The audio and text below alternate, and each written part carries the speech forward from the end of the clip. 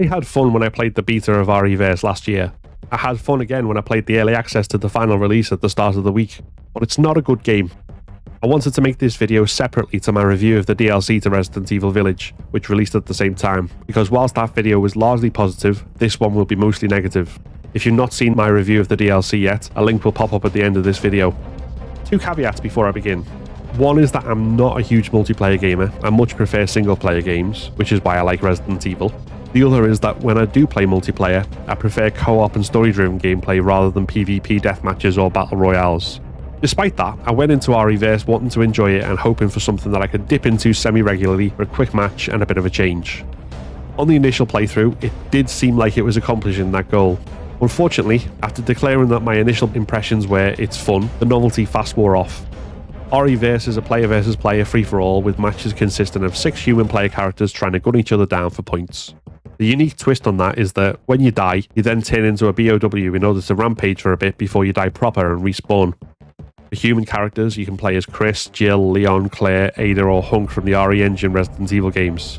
They do have other skins from older games, except in Jill's case, but these are locked behind either earning enough points in matches or microtransactions. We'll come back to that.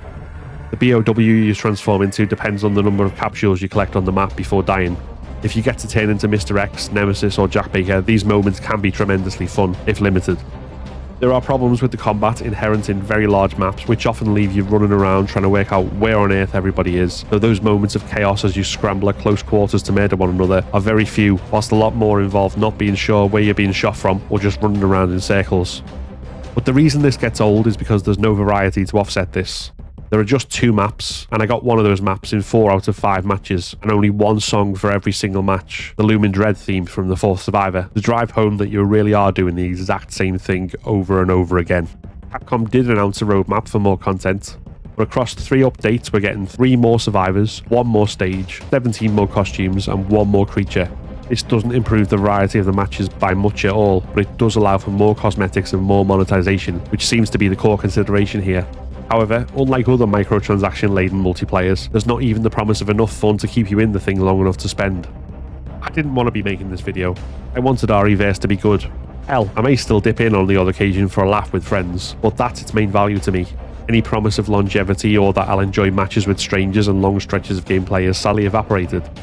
Let me know what you think in the comments. Were you as disappointed as me, or are you enjoying it and going to keep playing it?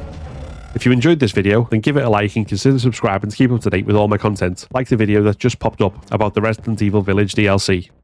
Check out the links in the description to join my Patreon for as little as £1 per month, or donate to my GoFundMe and get your name in the credits on my videos, like those rolling up now, who I want to thank for supporting me and my content. Thanks for watching, and see you next time.